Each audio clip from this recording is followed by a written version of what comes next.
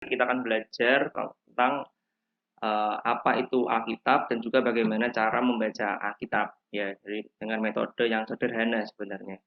Nah, sebenarnya di sini aku nanti sistemnya akan membawakan sesi, terus nanti di dalam sesi ini ada 3 hal yang akan dibahas. Pertama, introduction terhadap Alkitab, kemudian Christian worldview, dan yang ketiga nanti adalah practical steps bagaimana cara membaca Alkitab. Nah, nanti di akhir setiap poin ini aku akan membuka Q&A, jadi nanti akan ada tanya jawab 15 menit.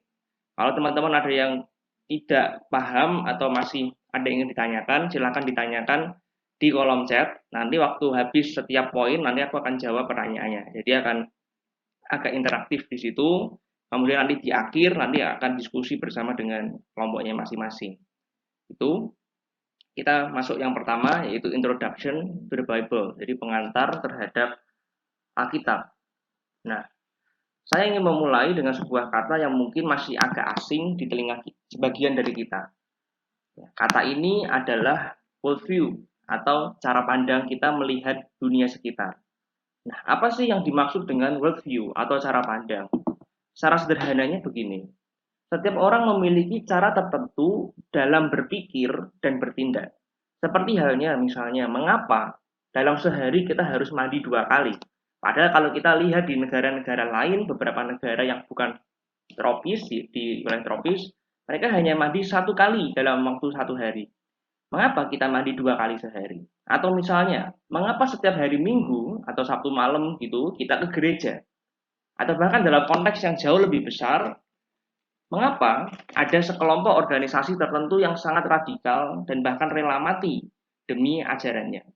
Atau mengapa Nazi melakukan Holocaust? Atau bisa juga dalam konteks agama, kemana kita pergi setelah kita mati? Nah, hal-hal ini semua dipengaruhi oleh cara atau pola berpikir orang-orang atau masyarakat tersebut. Jadi inilah yang disebut dengan worldview atau cara pandang. Bagaimana kita berpikir untuk menjawab pertanyaan-pertanyaan yang ada di dunia kita saat ini.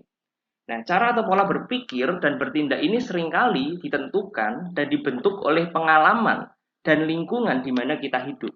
Pola pikir ini sifatnya relatif permanen dan sulit untuk diubah. Misalnya, kita sudah terbiasa mandi 2 kali sehari. Untuk kita merasa mandi 1 kali sehari cukup itu mungkin agak susah buat kita, karena itu sudah terbiasa dengan itu. Kalaupun itu bisa diubah, perubahan ini pasti membutuhkan waktu yang cukup lama. Entah kita sadari atau tidak, pola pikir inilah yang mempengaruhi segala sesuatu yang kita pikirkan, yang kita rasakan, dan yang kita lakukan. Cara berpikir atau kacamata yang kita gunakan untuk melihat sekitar inilah yang disebut sebagai worldview atau bagaimana cara kita memandang dunia. Nah, yang perlu kita ketahui seperti yang ada di slide ini, sebenarnya dunia ini sedang memaksakan nilai-nilainya pada kita. Kalau misalnya kita lihat di sosial media, dunia sekitar kita sedang memaksakan kita untuk memamerkan semua yang kita miliki pada orang lain. Bahkan kalau kita lihat yang sebelah atas itu ya, ada yang namanya peminjaman barang branded demi memuaskan orang-orang yang ingin tampil hype di sosial medianya. Atau mungkin yang di bagian bawah, ada berbagai aplikasi shopping online yang kita temui yang semuanya sedang memaksa kita untuk hidup hedon dan konsumerisme. Setiap bulan ada promonya. Atau contoh lain, saat kita melihat berita, kita melihat banyak sekali orang-orang Kristen terutama di kalangan selebriti yang melakukan perceraian ataupun murtad atau pindah agama. Hal-hal ini sedang dipaksakan untuk kita terima dan tentunya hal ini akan mempengaruhi bagaimana kita melihat dunia. Bahkan kalau yang terbaru yang sedang viral saat ini ada pastor yang mengatakan orang Kristen itu merasa surganya hanya untuk dirinya sendiri. Nah, merasa eksklusif dan tidak toleran. Nah, hal ini tentu hal yang agak konyol gimana gitu ya. Nah, jadi hal-hal seperti ini sedang membombardir hidup kita setiap hari. Padahal kalau kita lihat di dalam Alkitab, terutama di dalam Roma misalnya, dikatakan, janganlah kamu menjadi serupa dengan dunia. Atau misalnya di dalam Yakobus 4, dikatakan, persahabatan dengan dunia adalah sebuah permusuhan dengan Allah. Apa yang dimaksud oleh teks Alkitab dengan mengatakan hal-hal ini? Apakah Alkitab mengajak kita untuk hidup terisolasi atau terpisah dari dunia? Tentu jawabannya tidak. Yang dimaksud oleh Alkitab ketika mengatakan hal ini adalah bahwa apa yang diajarkan di dalam kekristenan itu berbeda dengan yang ada di dalam dunia. Kita sudah sering dibombardir oleh hal-hal yang dipaksakan oleh dunia untuk kita terima. Tapi kita seringkali mengikuti itu dan meninggalkan apa yang Alkitab katakan bagi kita. Misalnya, saat dunia membawa kita dengan cara mengajarkan kita untuk mengejar harta, kuasa, dan kesuksesan, disitulah kekristenan mengatakan semua itu sia-sia. Bisa baca kitab Pengkhotbah misalnya, semua itu sia-sia. Kamu mencari uang, uang itu tidak akan pernah bisa memuaskan.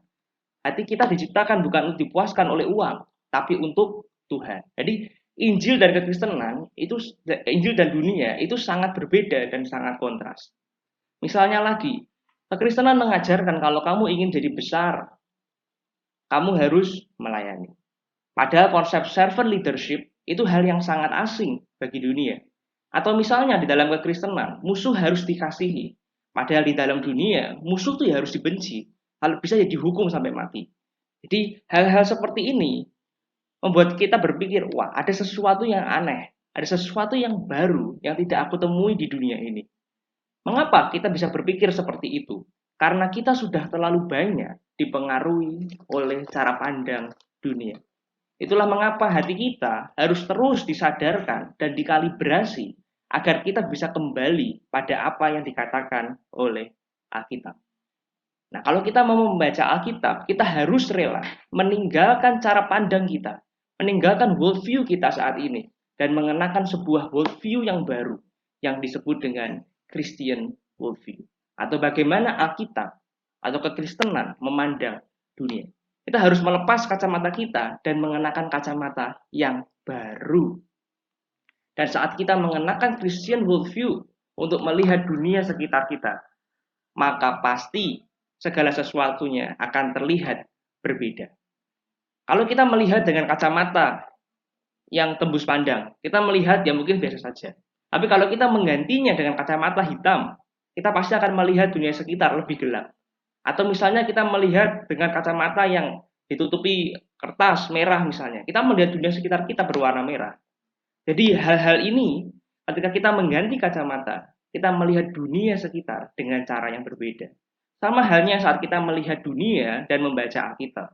Kita harus melepaskan worldview kita saat ini yang sedang dipaksakan oleh dunia dan kita mengenakan sebuah kacamata baru yang disebut dengan Christian worldview.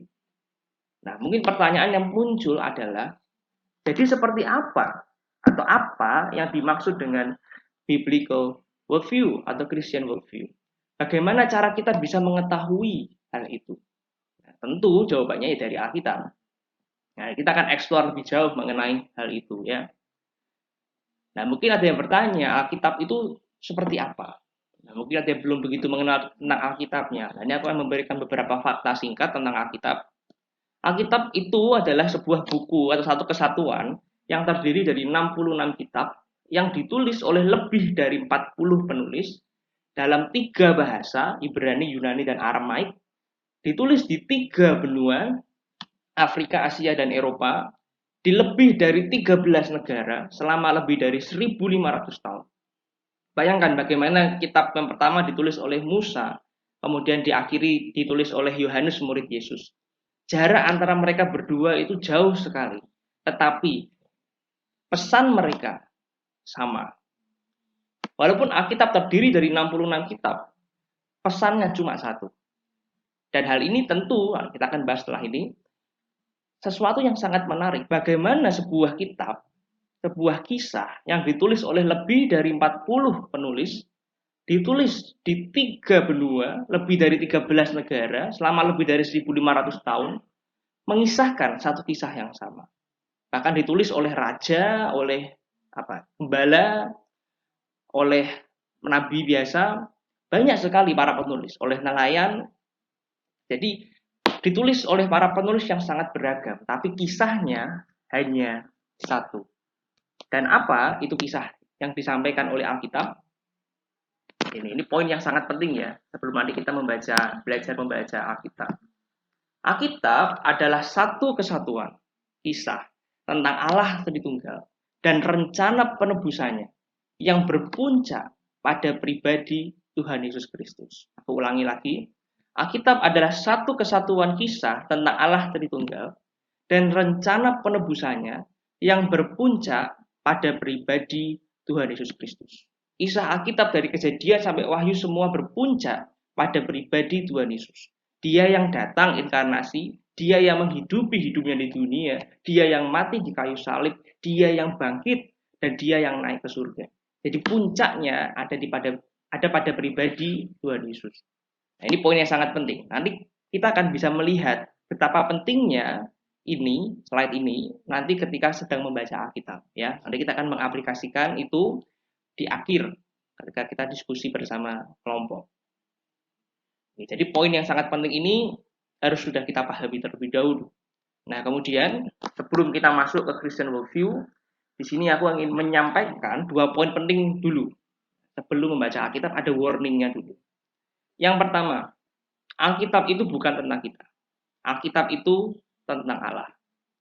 Ditulis untuk kita. Sekali lagi, Alkitab itu bukan tentang kita. Alkitab itu tentang Allah, ditulis untuk kita. Jadi tokoh utama di dalam Alkitab itu Allah, bukan kita. Jadi kalau kita membaca Alkitab, jangan terus-menerus menanyakan apa yang aku bisa pelajari dari tokoh-tokoh ini. Atau bagaimana cara aku bisa menjadi sama seperti tokoh ini. Ya, karena tokoh utamanya bukan manusia, tokoh utamanya Allah. Nah, ini mungkin sedikit, wah kok bisa gitu ya? Kayaknya nggak pernah diajari kayak gitu. Dari dulu kayaknya kita harus seperti Daud, harus seperti Abraham, harus seperti ini, seperti itu. Tidak salah mengikuti teladan tokoh itu, tapi tokoh itu bukanlah orang-orang yang sempurna. Mereka semua adalah orang yang punya kelemahan. Mereka semua adalah orang yang juga berdosa, sama halnya seperti kita.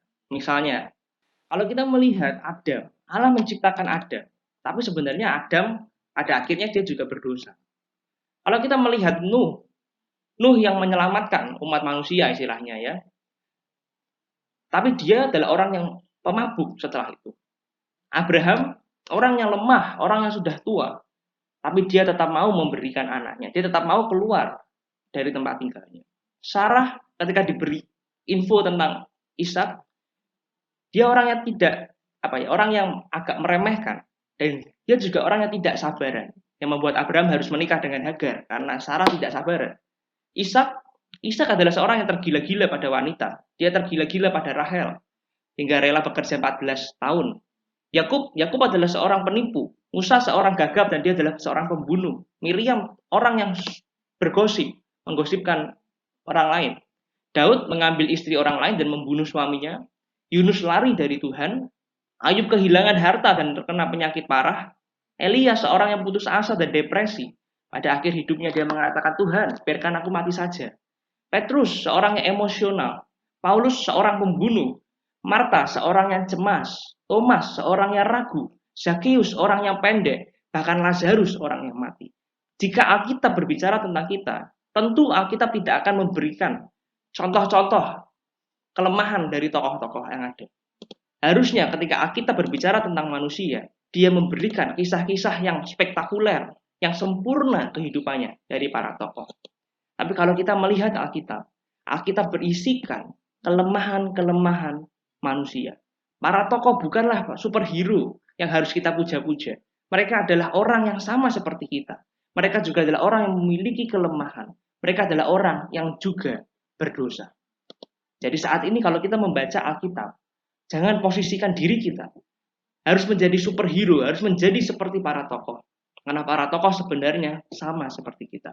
Mereka adalah orang yang lemah, tapi mereka diberi anugerah oleh Tuhan. Contoh sederhana, kalau kita melihat kisah Daud dan Goliat, seringkali kita berkata, jadilah seperti Daud, punya iman yang besar dan kalahkan Goliatmu. Apa iya? Kita harus menjadi Daud. Kalau kita menjadi Daud dan sok kuat ingin mengalahkan Goliat-Goliat kita, suatu hari kita akan menemukan bahwa kita sedang mengambil istri orang lain dan membunuh suaminya.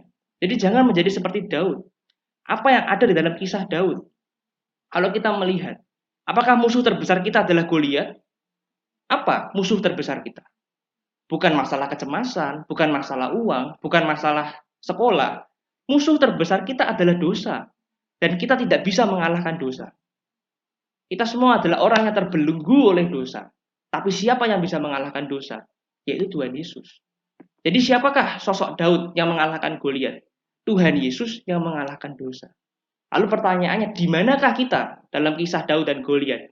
Ya kita adalah pasukan Israel yang lari ketakutan, melarikan diri karena takut dengan Goliat. Itulah kita bukan Daud. Yesuslah Daud yang mengalahkan Goliat. Dan kita semua berlindung di balik diri Tuhan Yesus. Ketika Daud menang melawan Goliat, semua orang Israel bersuka cita. Sama seperti itu. Saat Tuhan Yesus mengalahkan dosa, kita semua juga bersuka cita. Bukan karena kita yang perang, tapi karena Kristus yang menang untuk kita. Jadi kalau baca Alkitab harus berbeda ya. Nah, ingin mengutip seorang tokoh yang aku suka sekali quote-nya. Paul Washer mengatakan, tidak ada yang namanya manusia Allah yang hebat. Yang ada hanyalah manusia yang lemah, kurang beriman dari seorang Allah yang besar dan penuh dengan kasih karunia. Jadi kalau kita melihat Alkitab, jangan lagi melihat kehebatan para tokoh. Boleh kita mengikuti teladan, tapi mereka bukanlah orang yang sempurna. Mereka adalah orang yang weak, pitiful, dan faithless. Tapi yang hebat adalah mereka punya Allah yang hebat. Dan Allah yang penuh dengan kasih karunia. Itulah mengapa Alkitab itu tentang Allah, bukan tentang kita. Dan yang kedua, Alkitab itu bukanlah sebuah buku peraturan. Nah ini seringkali ya, kalau kita baca Alkitab itu apa sih? Sebuah kitab yang isinya bukunya peraturan semua gitu ya. Bukan. Alkitab memang ada peraturan, tapi Alkitab bukan hanya tentang peraturan. Alkitab adalah sebuah kisah cinta yang terdiri dari rencana penebusan Allah Tritunggal. Memang ada kisah moral dari kisah Nuh, Abraham, dan Daud misalnya. Tetapi semua kisah itu sebenarnya ingin memberikan atau menunjuk kepada satu kisah yang lebih besar, yaitu kisah tentang Yesus Kristus. Misalnya kalau kita melihat kisah Nuh, jangan lagi kita melihat bagaimana cara kita bisa hidup seperti Nuh. Ya nggak salah hidup seperti Nuh. Tapi suatu hari kita harus ingat juga, Nuh adalah orang yang mampu. Kalau kita melihat kisah Nuh sebenarnya sedang ingin menunjuk ke sebuah kisah yang jauh lebih besar. Saat Nuh diselamatkan oleh bahtera dari orang-orang sekitarnya, demikian juga dengan kita. Kita diselamatkan oleh Yesus Kristus. Maka sebenarnya bahtera Nuh adalah sebuah gambaran dari pribadi Yesus Kristus. Saat kita melihat Abraham mempersembahkan Ishak, kita juga harus mempersembahkan atau mengorbankan berhala-berhala hati kita. Oke, aku setuju dengan hal itu. Tapi kita harus melihat satu level di atas itu. Apa yang ingin disampaikan dari kisah Abraham dan Ishak? Abraham menggambarkan Allah Bapa dan Ishak menggambarkan Tuhan Yesus. Saat Abraham mempersembahkan Ishak, sama halnya seperti Allah Bapa ketika memberikan Yesus Kristus untuk mati menggantikan kita. Sama dalam kisah Abraham dan Ishak, domba yang menggantikan Ishak itu adalah pribadi Tuhan Yesus yang menggantikan posisi kita dengan cara mati di kayu salib. Saat kita melihat kisah Daud tadi, misalnya Daud dan Goliat, sama halnya. Daud adalah gambaran dari pribadi Tuhan Yesus. Jadi kalau kita melihat Alkitab, kita bisa melihat ada sesuatu yang jauh lebih besar. Bahwa kisah di Alkitab itu menunjuk kepada pribadi Tuhan Yesus Kristus. Kalau kita kembali ke pembahasan kita mengenai Alkitab, kita akan pasti mau tidak mau melihat gambar ini ya. Kita next ke poin berikutnya. Dalam Alkitab kita bisa dibagi jadi dua, Perjanjian Lama dan Perjanjian Baru. Nah, pertanyaannya Perjanjian Lama itu apa, Perjanjian Baru itu apa? Nah, ini penting. Kalau kita paham ini, nanti ketika membaca teks pasti harus punya gambaran lebih besar, yang tentu akan lebih mudah dalam membaca teks ya. Perjanjian Lama atau dalam budaya Yahudi dikatakan sebagai Tanakh, Torah, Nevim, Ketuvim, kitab Taurat para nabi dan tulisan-tulisan seperti Mazmur dan Amsal dan sebagainya. Itu terdiri dari 39 kitab. Nah, isi dari Perjanjian Lama seperti yang aku katakan tadi, semua menunjuk kepada pribadi Tuhan Yesus. Sosok penebus dosa yang akan datang suatu hari nanti. Sang penebus dan juru selamat ini digambarkan di dalam Perjanjian Lama sebagai anak Hawa yang mengalahkan ular, domba jantan yang menggantikan Ishak, sang nabi yang seperti Musa, seorang anak dari Daud, Yunus yang ditelan dalam perut ikan selama 3 hari, Yesus di dalam perut bumi 3 hari 3 malam. Dia juga adalah anak manusia yang dilihat oleh Nabi Daniel dan hamba yang menderita dalam kitab Yesaya. Ada masih banyak hal gambaran tentang Tuhan Yesus dalam perjanjian lama. Jadi kalau kita membaca Alkitab hanya melihat cari nilai moralnya saja, jangan-jangan pembacaan Alkitab kita kurang dalam. Ada banyak hal menarik yang bisa kita temui dari dalam Alkitab. Dan itulah sebenarnya yang sedang Tuhan Yesus jelaskan kepada para murid yang aku minta kemarin untuk dibaca dari Lukas 24. Sebenarnya kalau kita membaca, intinya itu di bagian ini. Ketika di situ Tuhan Yesus sedang berjalan bersama 2 orang muridnya dalam perjalanan ke Emmaus. Di situ Tuhan Yesus menjelaskan kepada 2 murid itu tentang apa yang tertulis tentang Tuhan Yesus dalam seluruh kitab suci. Ini perjanjian lama, karena perjanjian baru belum ada. Mulai dari kitab-kitab Musa, Torah, dan segala kitab nabi-nabi. Nah, ini Nevi'im dan Ketuvim. Jadi sebenarnya Tuhan Yesus sedang mengatakan bahwa perjanjian lama itu tentang Tuhan Yesus. Dan dia menjelaskan itu semua. Ya, atau misalnya kalau kita melihat di dalam kisah transfigurasi, di mana Tuhan Yesus muncul bersama dengan Elia dan Musa. Kenapa yang muncul Musa? Kenapa yang muncul Elia? Nah, Musa menggambarkan tokoh yang memberikan kitab Taurat di dalam budaya Yahudi. Sedangkan Elia adalah nabi yang terbesar karena mujizatnya sangat hebat. Jadi Musa menyimbolkan atau menggambarkan hukum, sedangkan Elia menggambarkan para nabi. Jadi kenapa yang muncul Musa dan Elia? Karena dua-duanya menggambarkan tokoh besar di perjanjian lama.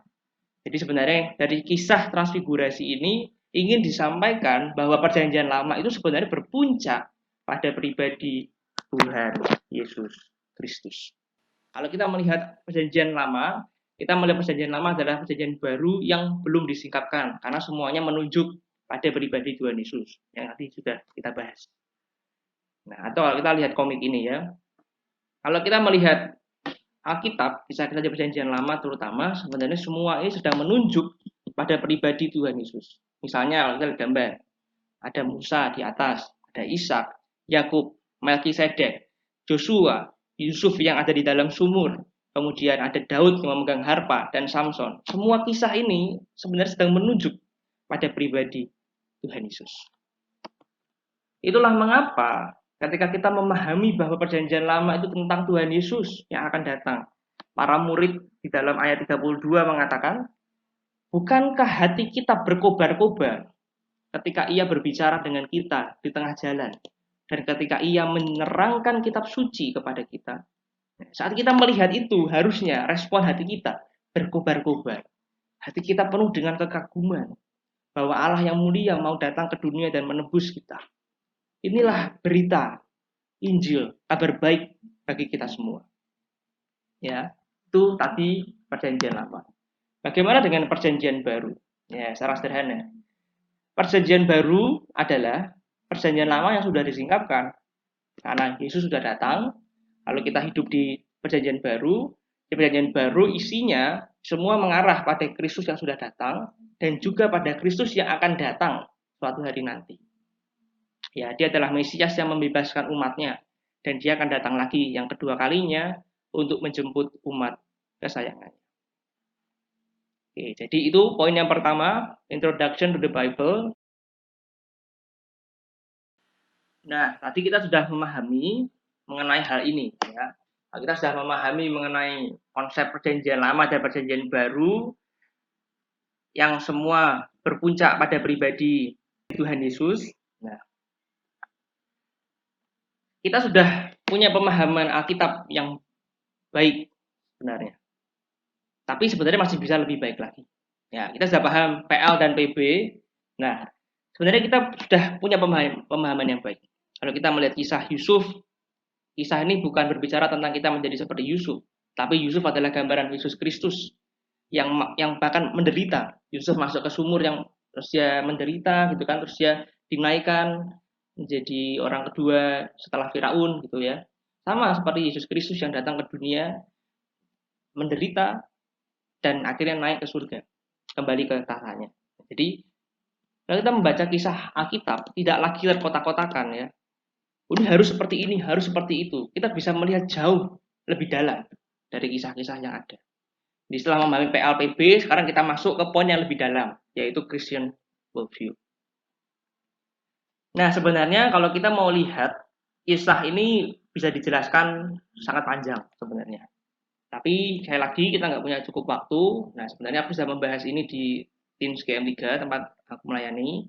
Nah, teman-teman nanti kalau mau melihat lebih lengkap selama 11 minggu, nah itu sudah ada rekamannya, bisa dilihat di YouTube ini ya, linknya sudah ada. Tapi aku akan menjelaskan secara singkat mengenai Christian worldview yang ada di gambar ini. Jadi Alkitab kita itu terdiri dari 4 bab besar. Ya, ada creation, penciptaan, fall, kejatuhan, redemption, penebusan, dan restoration atau penyempurnaan. Jadi ada 4 bab besar ini ya. Nah, kalau kita membaca kisah, misalnya kisah mengenai Adam dan Hawa di Kejadian 1, misalkan ketika diciptakan, kita harus memposisikan dia jadi kisah yang mana. Oh, di creation. Nah, kalau kita membaca harus jelas dengan kacamata creation, belum ada dosa dan sebagainya. Nanti berbeda ketika kita misalnya membaca kisah Kain dan Habel, karena sudah di dalam fall, kejatuhan. Maka hal yang wajar ketika mereka berdosa misalnya.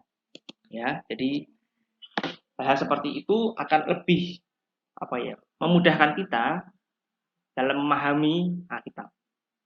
Kita mulai yang pertama, creation. Lalu Kejadian 1 ayat 1 dikatakan pada mulanya Allah menciptakan langit dan bumi. Nah, semua diciptakan baik oleh Allah. Ya, semua diciptakan baik oleh Allah. Semua diciptakan oleh Allah. Dan satu kata Ibrani yang cocok untuk menggambarkan itu semua adalah kata shalom atau peace atau damai. Kenapa? Dalam budaya Ibrani sangat cocok dikatakan bahwa kisah penciptaan itu sebagai shalom.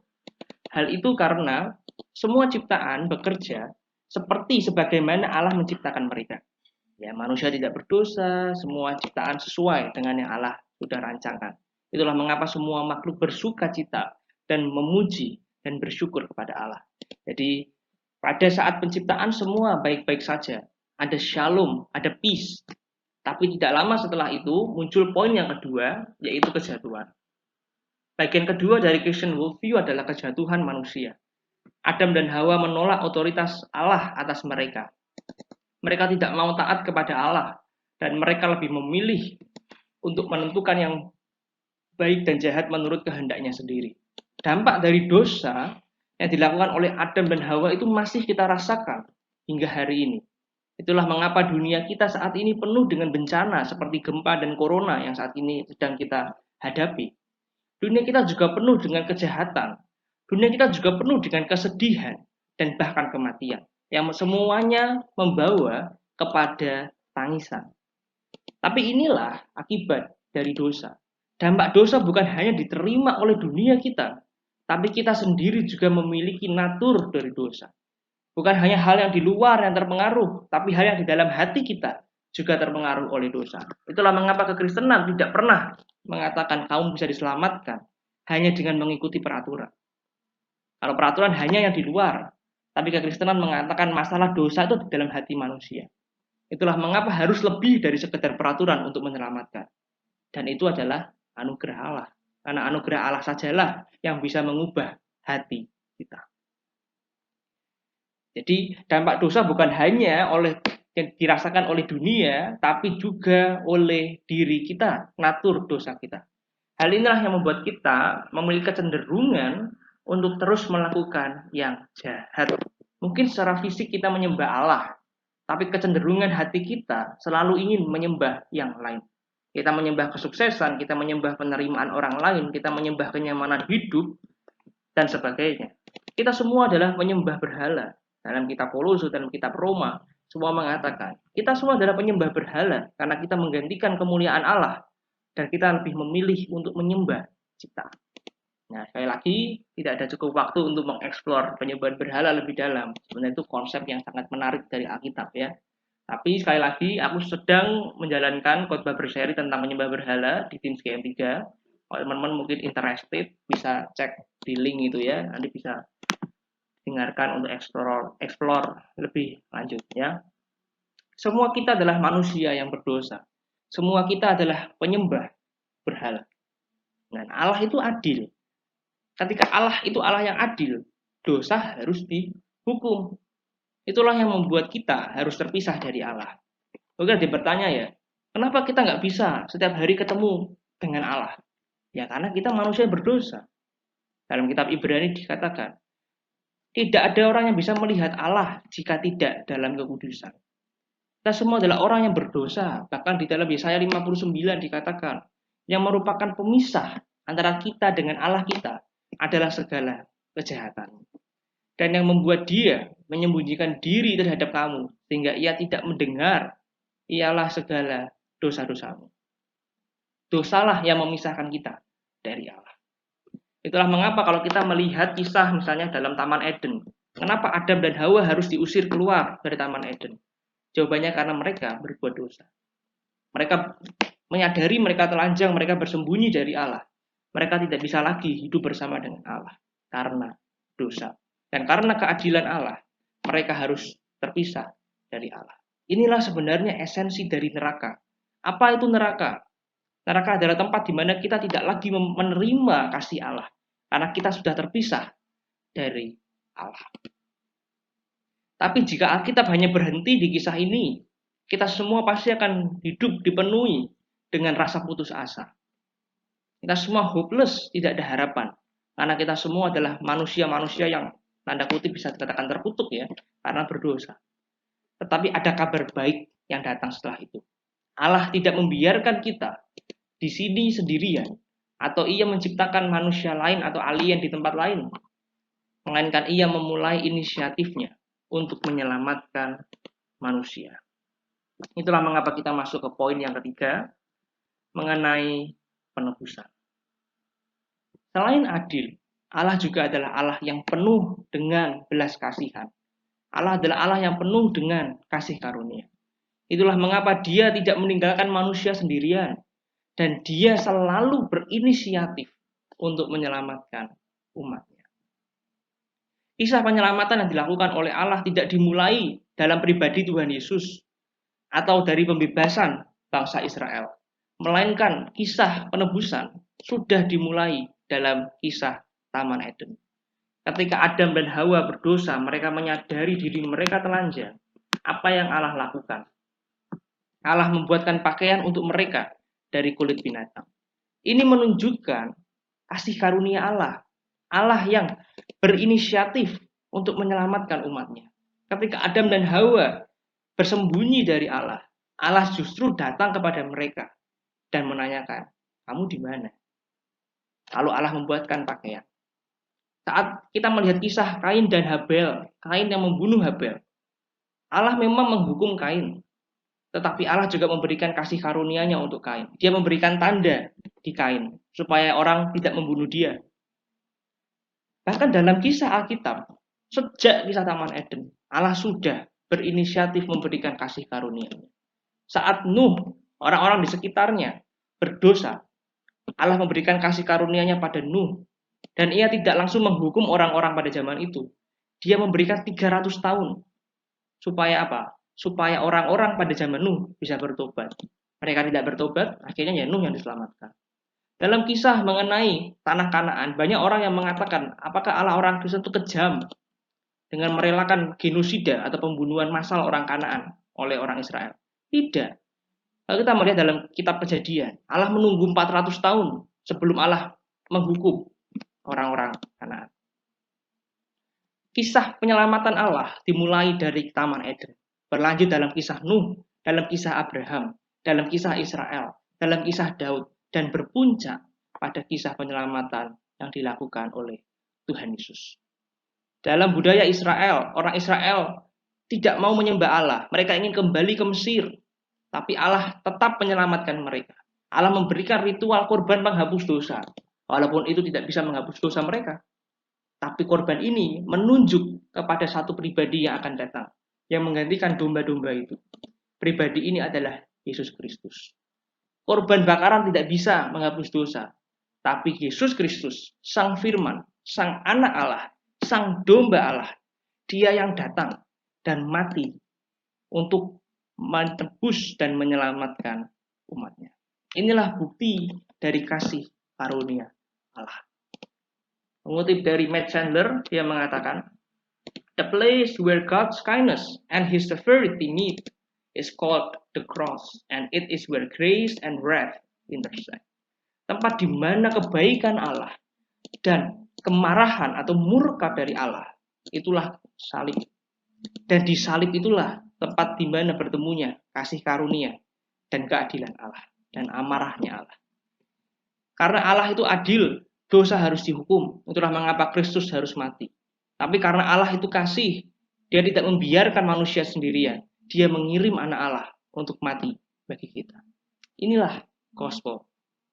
Saat kita membaca Alkitab, kita harus melihat ini. Kalau nggak melihat ini, pertanyaannya yang dibaca itu apa? Ya, kalau nggak melihat hal seperti ini, rugi membaca Alkitab. Ya, ada sesuatu yang jauh lebih indah di dalam Alkitab yang kita bisa cari.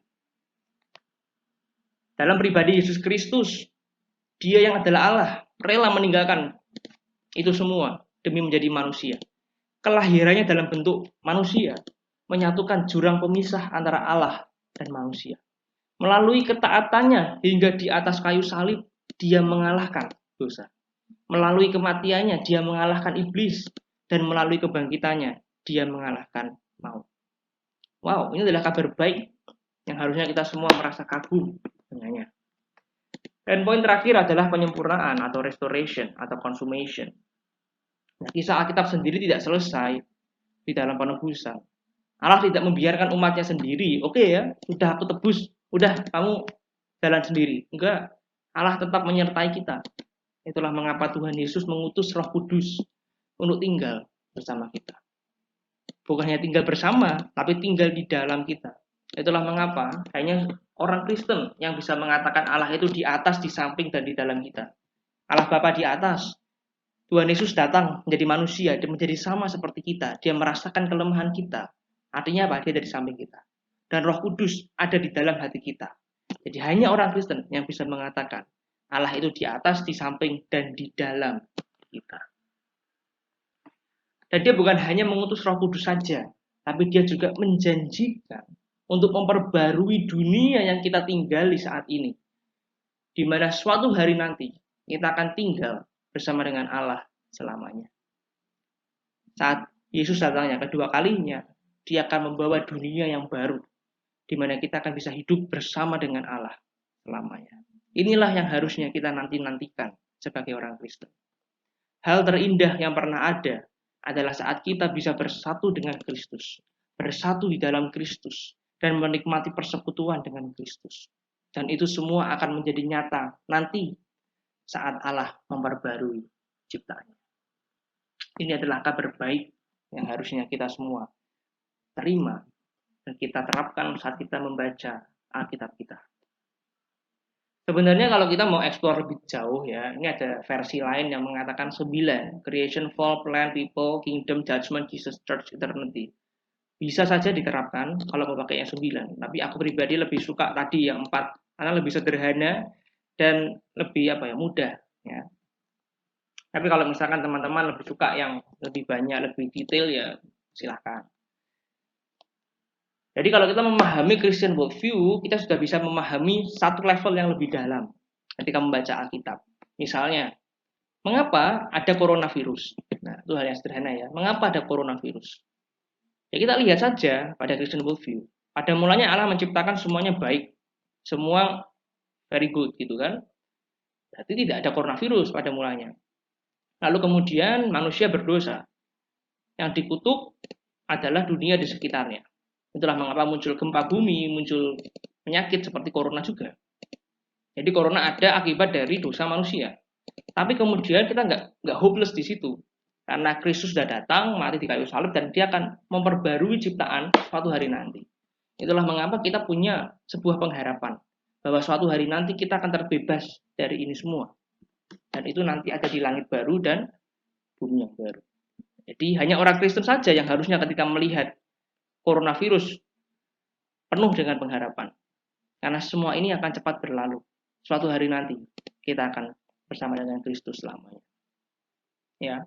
Jadi ini kabar yang baik Dalam bukunya, C.S. Lewis mengatakan, kenapa kamu takut dengan wabah atau bom atom, bom nuklir? Bahwa itu semua akan membunuh banyak orang. Suatu hari juga kita akan mati. Saat ini kita semua sudah divonis mati karena dosa kita. Kita pasti akan mati suatu hari nanti.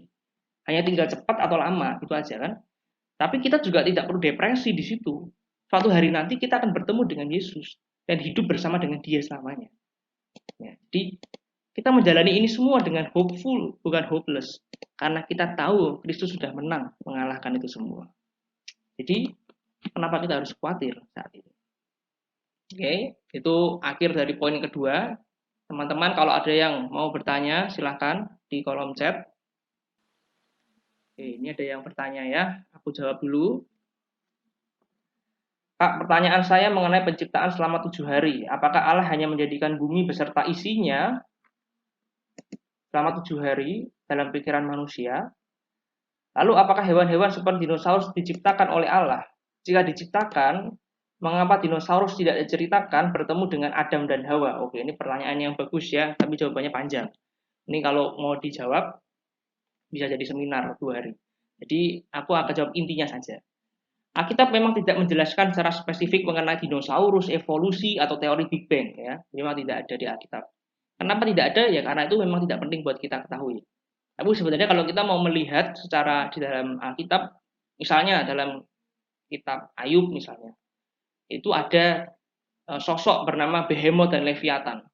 Yang kalau di dalam terjemahan baru Indonesia digambarkan sebagai kuda Nil, padahal bukan kuda Nil. Itu kalau mau lihat deskripsinya lebih mirip ke dinosaurus sebenarnya. Tapi apakah Alkitab menyetujui dinosaurus? Ya, sepertinya tidak juga. Kalau kita melihat dalam kisah penciptaan, kalau kamu melihat di dalam Allah menciptakan laut ya, di situ Allah menciptakan bukan menciptakan, di situ ada hewan raksasa laut. Nah, kalau lihat terjemahan bahasa Inggrisnya dikatakan sea monsters, hewan-hewan raksasa dalam laut. Dalam bahasa Ibrani dikatakan tamim, sebuah hewan yang besar yang menguasai lautan dan gambaran dari setan. Itu mungkin kalau digambarkan lebih mirip dengan dinosaurus, ya, hewan yang besar. Bahkan lebih besar daripada paus. Nah, tapi apakah itu menunjuk kepada dinosaurus? Ya kita juga nggak tahu. Ya, apakah Allah menciptakan 7 hari atau dia menciptakan selama 7 hari, masing-masing hari itu menyimbolkan 1000 tahun? Bisa juga. Atau sebuah kata hari, yom, bahasa Ibrani, itu menggambarkan suatu masa. Jadi hari pertama suatu masa, hari kedua suatu masa, hari ketiga masa, dan seterusnya. Jadi sampai kapanpun kita nggak tahu berapa lama masa itu. Jadi saat ini pandangan Kristen itu terbelah jadi 3 tadi ya. Fix 7 hari, 6 kali 24 jam. Lalu ada yang mengatakan 1 hari 1000 tahun. Ya, di dunia kita berapa tahun itu bisa dihitung. Atau yang mengatakan masa. Di berapa masa, berapa masa, berapa masa. Ada juga yang mengatakan bahwa itu hanyalah sebuah kisah, ya kisah yang apa ya, urutannya tidak selalu seperti itu. Nah, misalnya kalau kita lihat Mazmur atau yang lain itu digambarkan dengan cara yang berbeda. Nah, itu banyak perdebatan. Tapi yang terpenting adalah mau yang manapun ya terserah. Ya, karena kita tidak menjelaskan secara detail, maka penjelasan itu buat kita masih dibebaskan. Tapi yang pasti berita itu tidak mempengaruhi keselamatan dan ya sudah mau evolusi kayak mau dinosaurus kayak mau langsung Adam dan Hawa atau bagaimana itu tidak masalah. Yang penting tetap Allah itu ada, itu kan yang terpenting. Allah itu ada dan dia datang dalam pribadi Tuhan Yesus dan sebagainya. Jadi itu ya yang bisa aku jawab. Kalau aku pribadi tidak menyetujui sebenarnya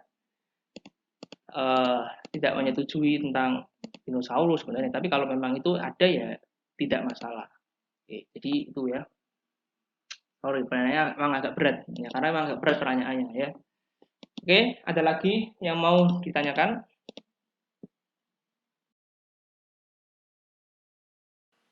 Kita sudah memahami PLTB seperti apa, semua mengarah pada Kristus. Oke, sudah paham.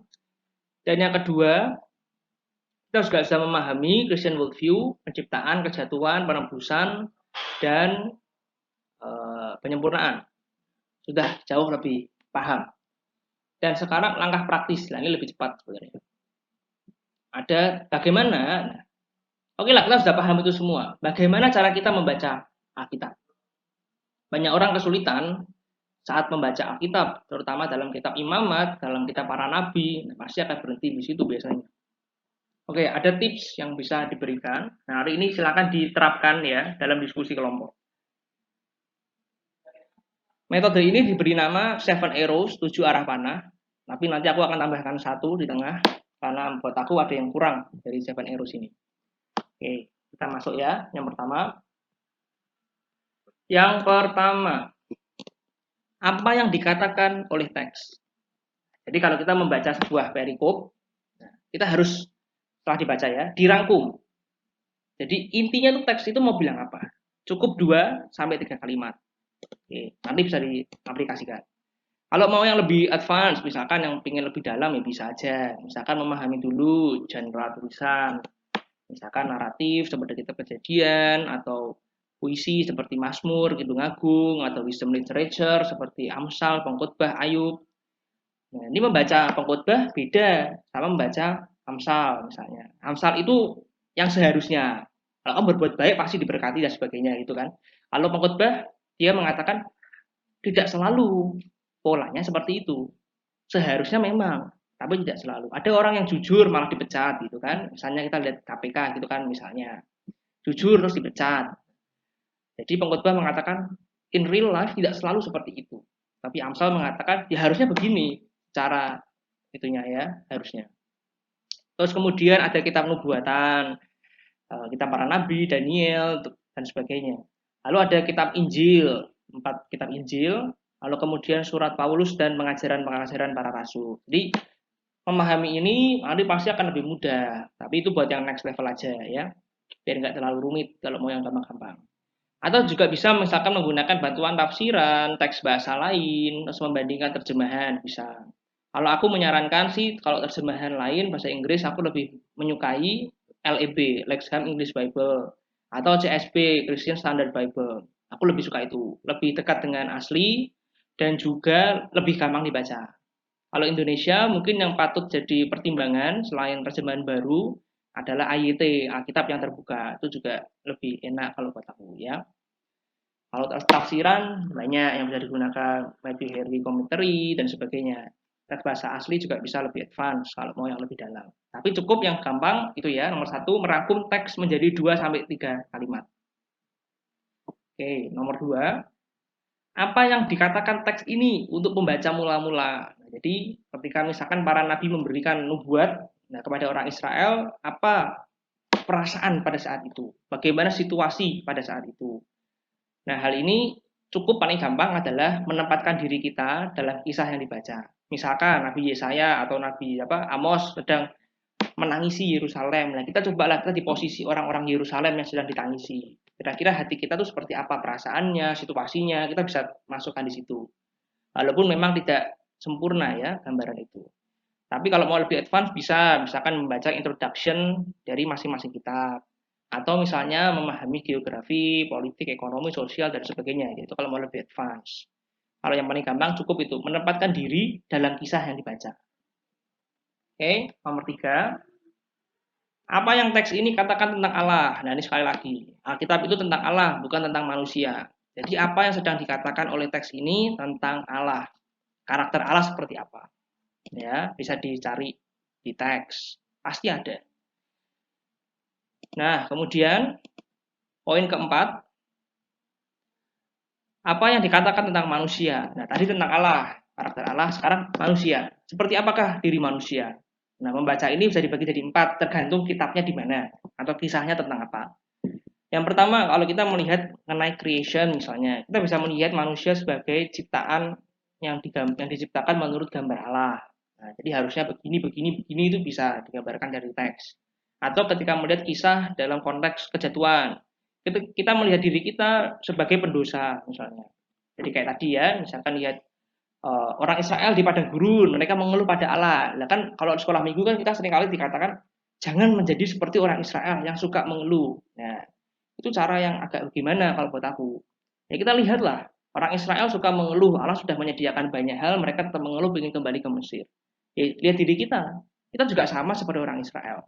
Allah memberikan banyak sekali berkat, Allah menyelamatkan dan sebagainya, tapi kita tetap mengeluh pada Allah, kita menolak pada Allah, kita ingin terus kembali kepada dosa. Allah sudah membebaskan, tapi kita tetap mau kembali kepada dosa, gitu kan? Jadi orang Israel itu gambaran dari kita yang berdosa, gitu kan? Jadi itu lebih bagus membaca Alkitabnya sebenarnya. Atau misalnya kita melihat kisah apalah Abraham yang meninggalkan apa orang-orang Babel. Nah, kita kan juga sama, kita menyembah berhala sebenarnya. Sama kayak orang Babel kan kita menyembah berhala, menyembah uang, menyembah kekayaan, kesuksesan, kepintaran dan sebagainya. Tapi Allah memanggil kita untuk keluar. Nah, kita mau nggak keluar dari itu semua? Ya, jadi hal yang sama lah. Atau misalkan di perjanjian baru, kalau konteksnya sudah diselamatkan ya. Jadi dalam surat-surat para rasul itu bisa kita melihat diri kita sebagai seseorang yang sudah dilahir barukan. Nah, jadi bagaimana orang yang sudah diselamatkan, sudah ditebus, di apa? Justification dibenarkan, sanctification disucikan, sedang disucikan, dan nanti yang nomor 4, glorification nanti disempurnakan. Seperti apa? Bisa dieksplor sesuai dengan konteks teks. Kemudian jeda dulu, lah ini nomor 5, 4 jeda ya, 4 dan 5. Apa hubungan dengan Injil? Nah, jadi setelah melihat tadi 4 poin, kita cari hubungannya dengan Injil itu apa. Nah, ingat semua kisah Alkitab berpusat pada diri Tuhan Yesus. Maka harusnya mengarah pada diri Tuhan Yesus. Nah, misalnya tadi mengenai orang Israel yang diselamatkan di padang gurun, mereka mengeluh dan sebagainya. Kita adalah orang Israel yang mengeluh dan sebagainya. Terus di mana hubungannya dengan Yesus Kristus? Nah, Allah terus memberikan berkat pada orang Israel. Nah, berkat terbesar yang Allah berikan bukan adalah berkat jasmani, tapi berkat terbesar yang Allah berikan pada kita adalah Yesus Kristus. Yesus yang mati menggantikan dosa kita. Kita nggak layak, tapi Allah tetap memberikan Yesus Kristus. Jadi berkat terbesar adalah Yesus Kristus. Atau misalnya ketika Musa harus mengetok palu supaya air keluar untuk minum. Nah, kita adalah orang-orang Israel yang mengeluh, yang minta berkat terus, ya kan? Tapi Allah lihat, Musa mengetok batu, batu itu remuk, gitu kan, sehingga air keluar. Batu itu adalah gambaran dari Kristus. Kristus harus ditikam, diremukkan, disalib, supaya apa? Ada air keluar. Air apa? Air kehidupan. Kita yang minum dari situ bisa diselamatkan. Atau misalnya kisah Yesaya, dari Yesaya 6 ya, bertemu dengan Allah, lalu dia berkata, celakalah aku manusia yang berdosa. Lalu ada serafim datang memberikan bara api pada lidahnya, terus akhirnya dia bisa berdiri di hadapan Allah. Nah, Yesaya sama seperti kita. Yesaya adalah orang yang berdosa. Celakalah aku, nggak layak. Yesaya aja nggak layak, apalagi kita, gitu kan? Tapi kalau kita lihat, serafim turun memberikan bara pada Yesaya sehingga dilayakkan untuk berbicara dengan Allah. Ya sama prinsipnya, menunjuk kepada Kristus. Kristus datang dari surga untuk apa? Menyelamatkan kita. Kita yang nggak layak di hadapan Allah, kemudian kita layak bertemu dengan Allah. Bukan karena kita hebat, tapi karena Kristus yang berdiri menggantikan posisi kita. Jadi hal-hal seperti itu membuat Alkitab kita pembacaan jadi lebih menarik dan lebih wow dan tidak membosankan pastinya. Ya, masuk juga mungkin ini buat fasilitator ketika nanti membawakan sharing di Velas masing-masing juga bisa menerapkan hal-hal ini, gitu kan?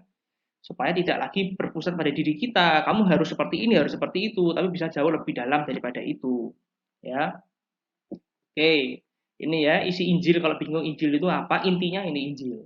Injil itu yang pertama, aku berdosa lebih dari yang bisa aku bayangkan, tapi kemudian Allah datang dan menerima aku, mengasihi aku lebih daripada yang aku harapkan.